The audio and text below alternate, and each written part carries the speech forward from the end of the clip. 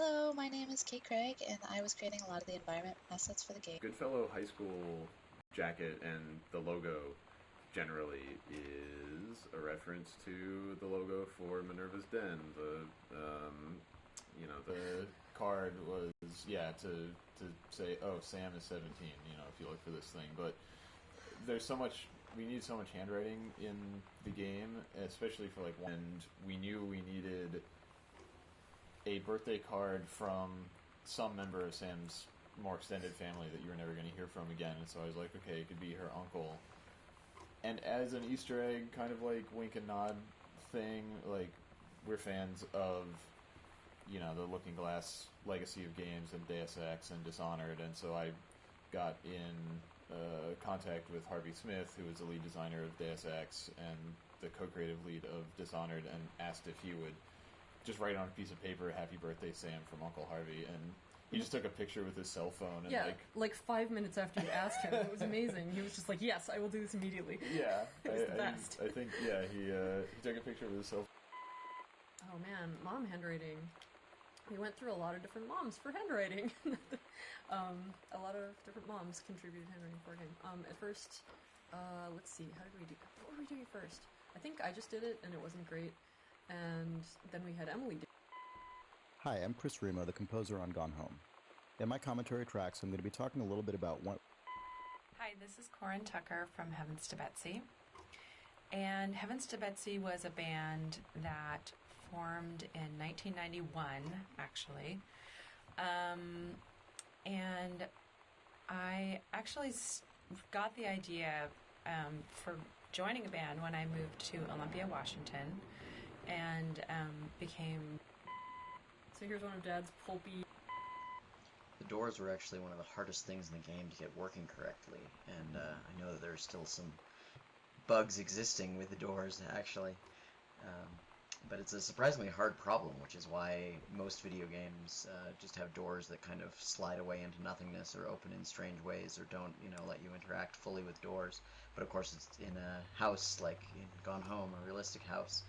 It's important that everything be as natural as possible.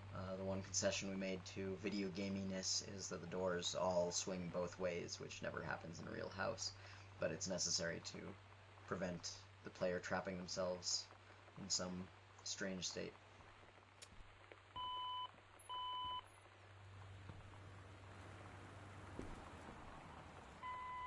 Here we have Fresh Magazine, which is a synthesis and pastiche of Sassy Magazine, which if you haven't looked at it, or if it wasn't, something that you cared about in the early 90s.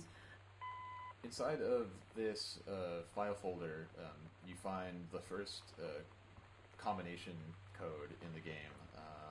This code goes to Dad's lock filing cabinet, and it's 0451, which is a bit of a tradition / in-joke amongst...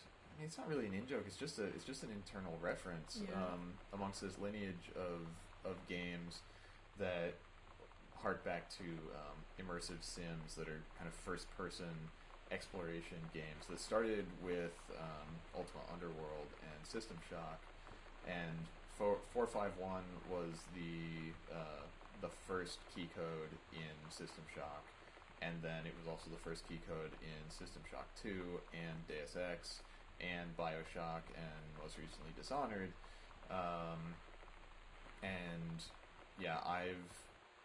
So there's a lot less density in the house than there would be in a real house. Like, if you look around your house, there's just junk piled everywhere.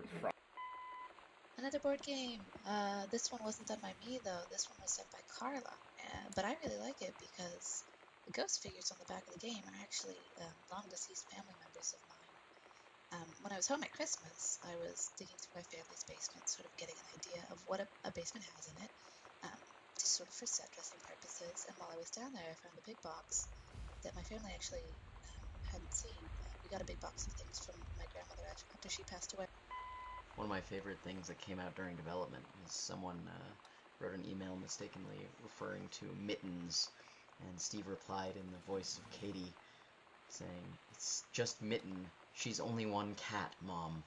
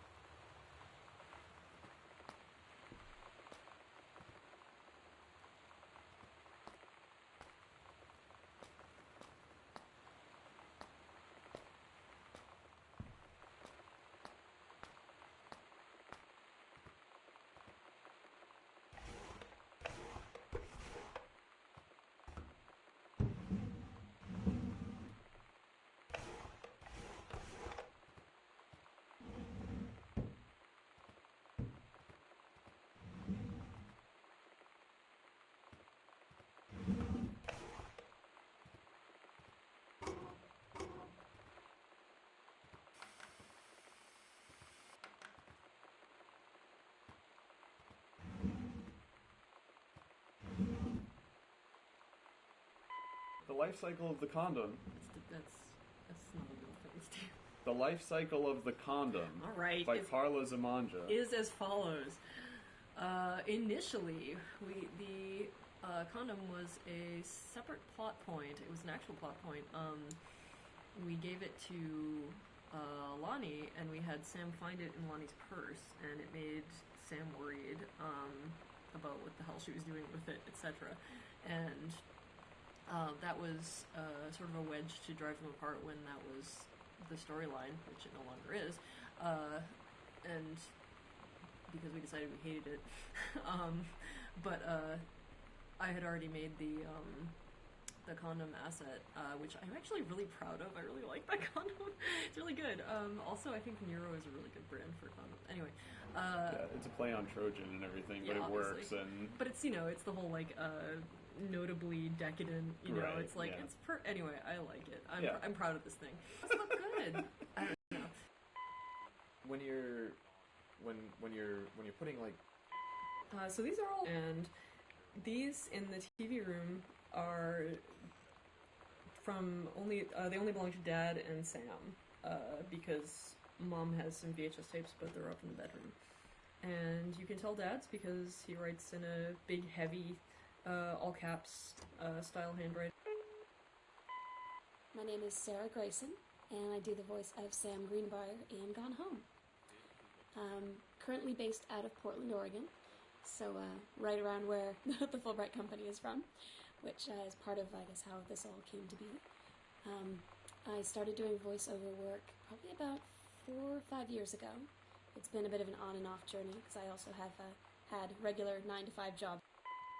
Most of the bookshelves in the house are filled with undifferentiated books. I mean,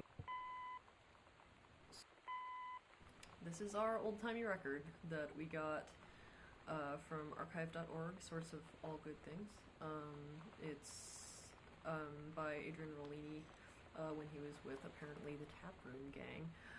The song is entitled Got a Need for You, in case you can't read it, but you should be able to read it. And the duck I found on the internet. Adrian Rollini I got into him when I was on Bioshock 2 and helping source the soundtrack for that.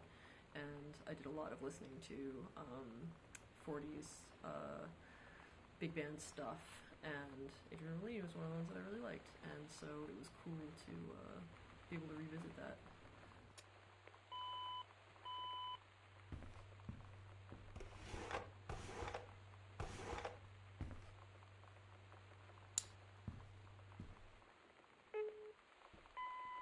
I feel like one of the best bits of advice was actually from the Fulbright team before going in to do the first recording.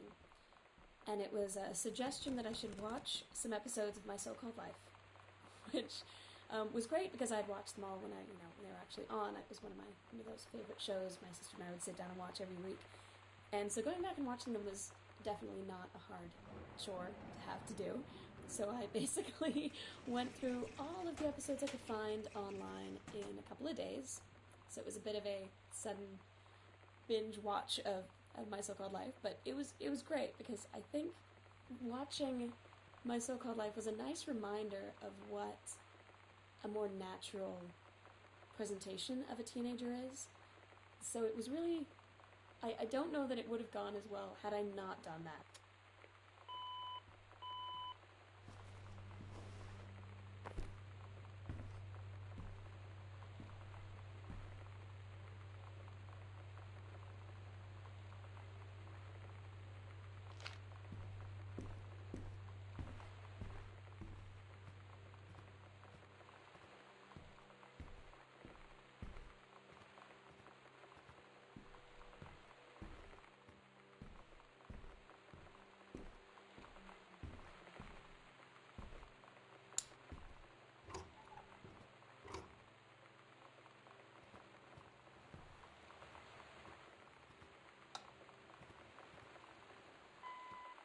We never really discussed the idea of individually scoring each audio log. I had seen Bikini Kill and Bratmobile play their first show at the North Shore Surf Club in Olympia. That was Valentine's Day, 1991. And I was kind of blown away by the incredible. Around here, you will find some of Sam's Super Nintendo cartridges that she left behind. Obviously, so these are stereoscopic. Yeah, these are stereograms. Yeah, That's the stereogrammatic. stereograms. Popular. One of the assets that I really liked creating in the game were these board games. So there's 3 in total of them throughout the house. Ideally, there'd be more, but we had to focus on the getting the walls built and things like that. But I really like them. They're just a simple extruded cube. There's something about environment design that's really fun. It's really I was one of the hosts of the Idle Thumbs video game podcast for a year or two, and I go on there, and every once in a while, those guys are my friends. And I didn't want to put Idle Thumbs references all over the game, but I did want to have Idle Thumbs references in the game, so we localized them entirely to this one piece of paper. So almost everything on here is an Idle Thumbs reference, and specifically to a weird exchange that we had about Will Wright's GDC talk in like 2008, where he didn't want everybody to show up and crowd the place, so he gave his speaker name as Phaedrus, and then did a talk about a bunch of crazy stuff, including the idea of rocket mail, which was going to be like done by it was pitched by the U.S. Postal Service in the 50s and stuff.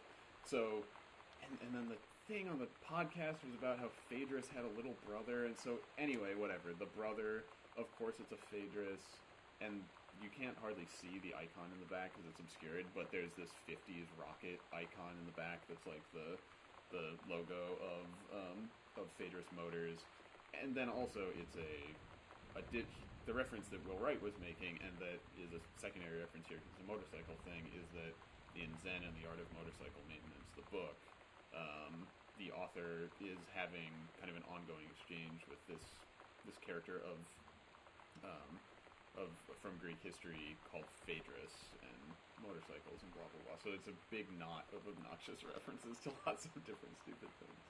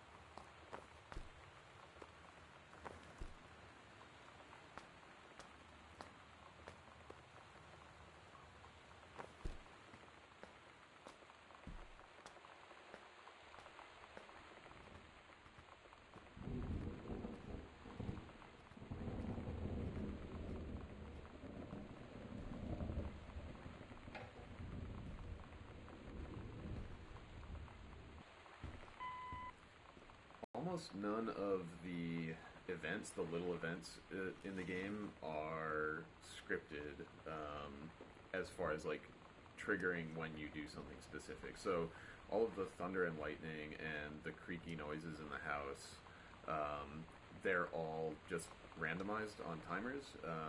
The only like scripted thing is in the secret passageway. When you look at the crucifix, there's scripting that detects that you did. Barf Burger is enjoyed by all. So the thing is, a lot. The boxes of tampons that you can find in the washrooms around the house, they weren't originally on the list of items that needed to be modeled, but when you're creating a bathroom at that level of fidelity, and when you're creating a bathroom for teenage girls. I mean, I've always, one of the most comforting things in the world to me is having somebody, like, brush my hair or stroke my head. Like, my mom, when I wasn't feeling well, I'd lie down in her lap, she would just brush my hair.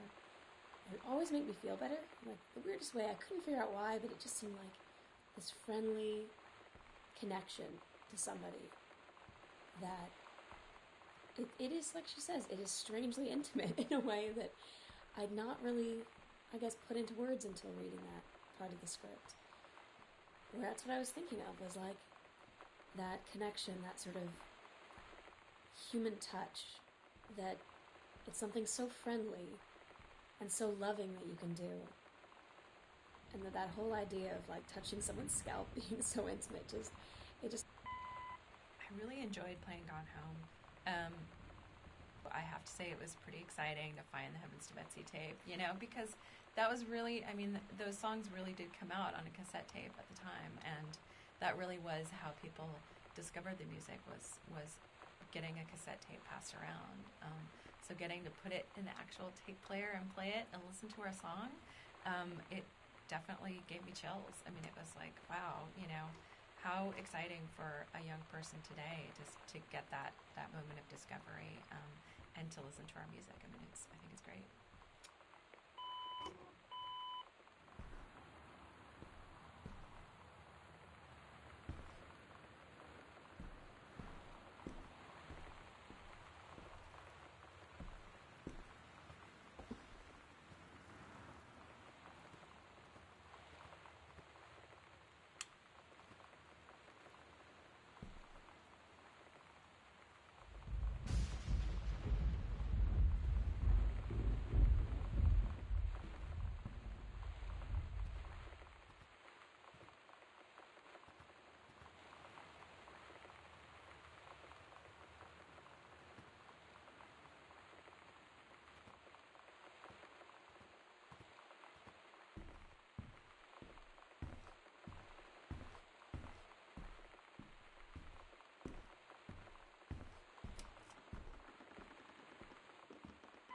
The music for Gone Home was mainly composed over two separate periods, roughly a year apart.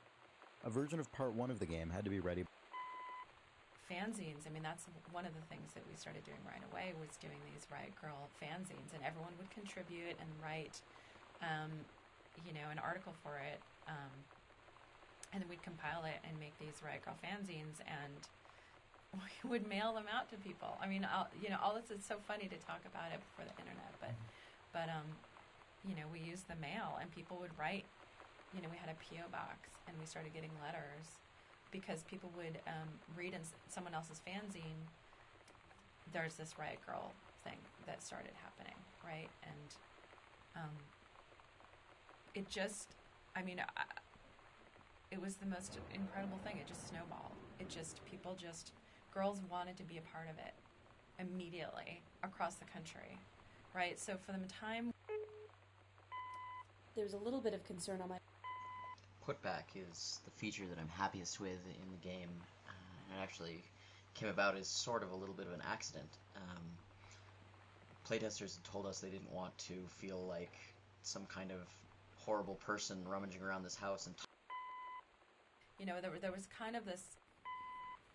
So there's this little scrap of paper that's hidden under this bedside table, and you start to read it, and then Katie makes you stop reading it. And it was this thing where it's an exception to the interactive expectations that you have. Like, it's one place, I guess the one place where we really impinge on your ability as a player to do what you want. And Katie intervenes, basically, and it was something that I thought was an interesting little one-off way of emphasizing the difference between the player and the character that they're playing as. And to you as a player, the note's just a note, but a reminder that, like, Sam is Katie's sister, and Katie wouldn't want to read this thing, and she's not going to keep doing it, even if you want her to.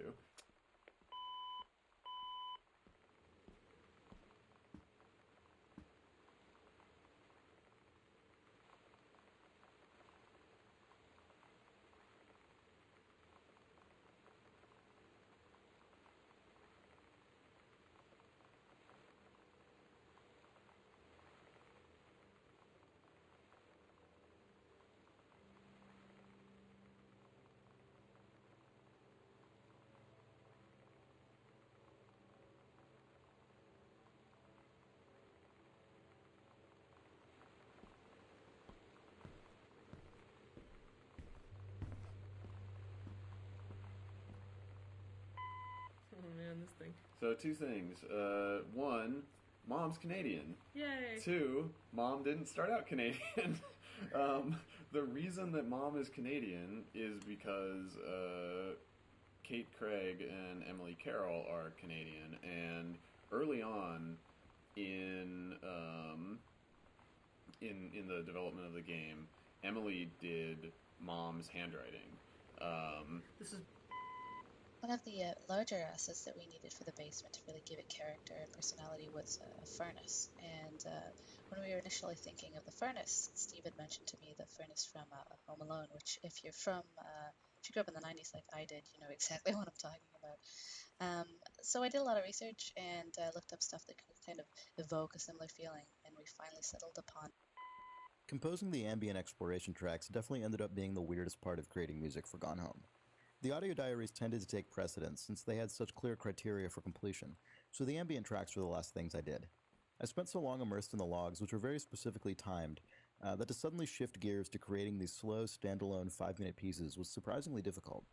I remember giving Steve a first stab at the ambient track for part 2 of the game, and I didn't hear anything back about it. When I eventually asked if he had any feedback, he said something like, "Oh yeah, it's great, I just slowed it down by 50% and it totally works," which cracked me up, because I definitely didn't have that in mind. But that's one of the great things about collaborative work, so I just went with it. I ended up doing a number of further revisions where I'd alter elements of the original version specifically to affect how the 50% slowed version would sound. It was definitely a new experience for me, writing bits of music and trying to imagine how they would sound after it's been considerably distorted. It got weirder though. The ambient track for part 1 ended up being a backwards version of the slowed down part 2 track. And again, there were elements that sounded good at 50% slow forwards, but not at 50% slow backwards. So again, I went back to the original track and started altering elements so they would sound better at half speed in reverse.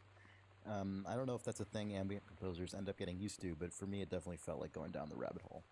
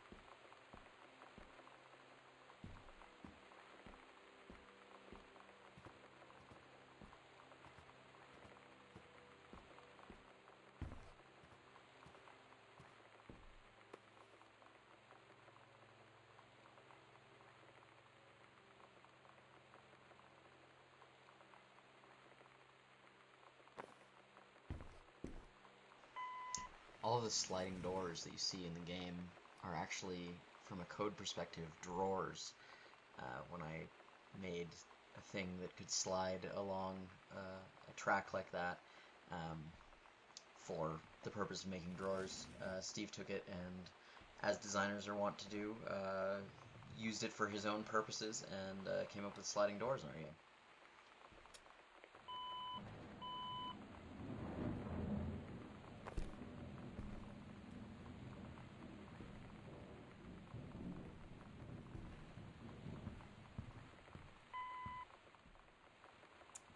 Writing Sam. You know, it's really about the ideals that we were trying to get across in our music. You know, I think that the move to equality for women and for everyone in the U.S. is something that we all want to be a part of, right? And we used Riot Grrrl and we used music as the tool for that, you know. And that, but it's really, to me, it's about equality for everyone. That I think is the key, and that's why young people really feel passionate, and they listen to the music and they hear that that passion, and that's what they connect with.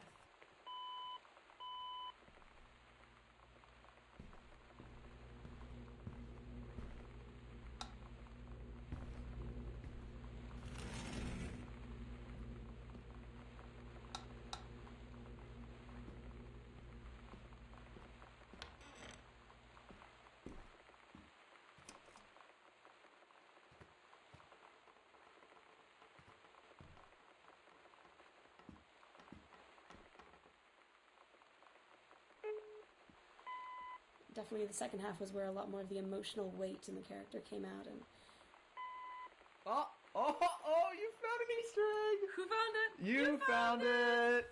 This is a... When you put out any sort of content about your game online, whether it's... For a long time, the kitchen was not going to be mid-renovation the way that it is. And it's one of those things that I think that necessity, you know, a production constraint, actually made this part of the house better than it would have been if we could have just done whatever we wanted. Because for a long time we were like, okay, it's just going to be a kitchen, and so we're going to need a bunch of food, which we ended up making, and we're going to need a bunch of appliances, and we're going to need a bunch of, you know, utensils and a block with kitchen knives in it and all the kind of stuff that would be in a kitchen. And at some point we just realized we didn't have the bandwidth to, like, of all the rooms in a house, the kitchen, I think, has the most just one-off unique thingies in it, because there's all these kitchen appliances and stuff that appear nowhere else in a house. And so at some point we just realized it wasn't going to make sense for us to try to portray that in a literal way, and so I just had... so that was probably the hardest one we had to record. It was part of the second. Lonnie had her going away show with her band tonight. She's so incredible on stage. When she was singing, I could practically forget everything. I'd already played through the first full half of Gone Home before I started composing any music, which was really important to understand how the game felt and played and looked. But I didn't get a build of the complete game until I'd already been delivered the Part 2 audio logs, and then ended up not playing any of the second half of the game until it was fully complete and I'd written all the music. This wasn't originally my intention, but it meant I ended up fully immersed in Sam's story, essentially to the exclusion of all the other subplots of the game, which are not accompanied by specific music. I don't know if that was objectively the right call or not as the composer, but it definitely made me feel very connected to that character. I probably heard Sarah delivering Sam's story dozens or maybe hundreds of times over. It also meant I didn't actually know the literal implications of the ending of Sam's story, so I was imagining all kinds of potential endings that ended up being a lot darker than what you see when you finally do reach the end. Really early on, I thought it would be, like, something that I thought would be engaging about Gone Home would just be finding notes and scraps in unexpected places and being able... We didn't really give Kate very specific direction for this. She gave us some reference for us to approve. So you want to talk about this fucking jazz mug? Nobody wants to talk about the jazz mug. Well, It's except the for worst. Carla. I hate it. It's the worst. that was such a common theme Yeah. when we were like approving assets or making stuff visually for Gone Home. Is just like, oh my god, that's hideous. I fucking hate it. We're putting it in the game. Yeah, because there's like so just much like of that. We agreed our last night together would be our happiest ever, and we'd forget tomorrow was going to come at all. It worked for a while.